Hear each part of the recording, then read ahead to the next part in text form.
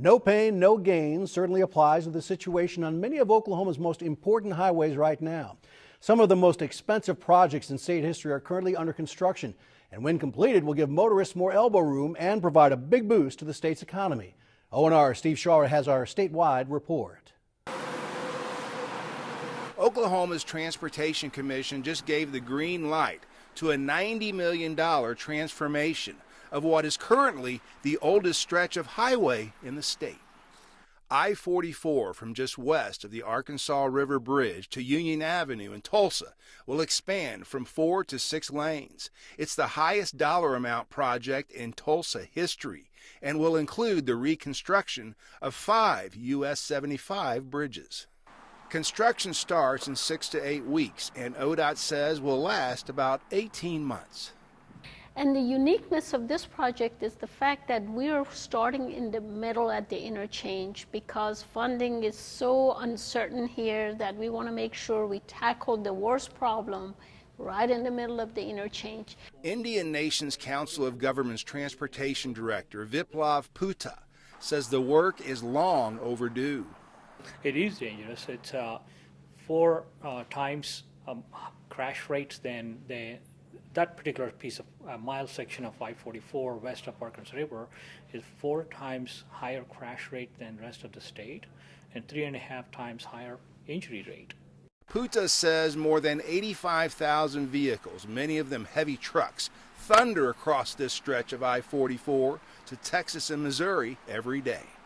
Anytime you eliminate a bottleneck that's related to congestion, anytime you're slowing down traffic that's related to freight, it affects the economy, not only the regional economy, but the state's economy. ODOT and a handful of partners, including the Turnpike Authority and the federal government, are already 7 months into Tulsa's $350 million Gilcrease Expressway, which ODOT says should open late next year. It is a crossing across Arkansas River that there's no other way to get around in that area unless you go 4 or 5 miles to each direction. So it will really open up a lot of possibilities for western Tulsa. Angier says the Gilcrease had been talked about for nearly 60 years. Construction is so steady, ODOT issues travel advisories through the Turnpike Authority daily. We want to encourage people to follow them on Twitter and Facebook. For motorists on the other side of the state, ODOT is rounding third base on what at one time was the most expensive highway project in state history. The widening of I-235 from 4 to 6 lanes and the new I-44 interchange in Oklahoma City. Planning started 9 years ago. The heavy lifting just north of downtown began 5 years ago. 235 is like my main route. I'm on 235 every day.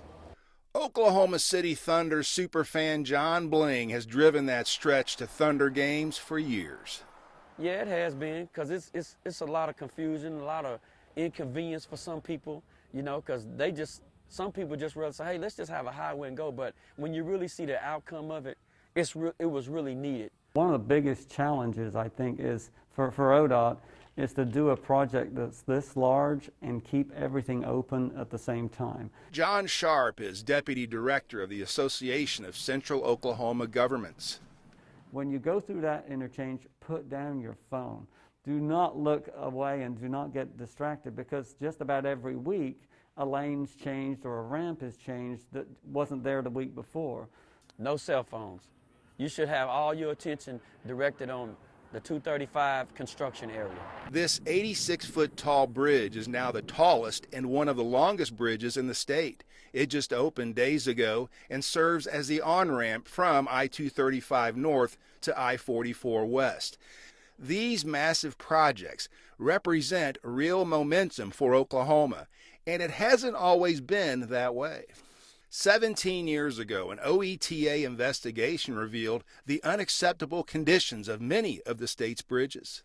They followed us around the state, they looked at bridges with us, under the bridges, and we showed them the terrible condition of these bridges.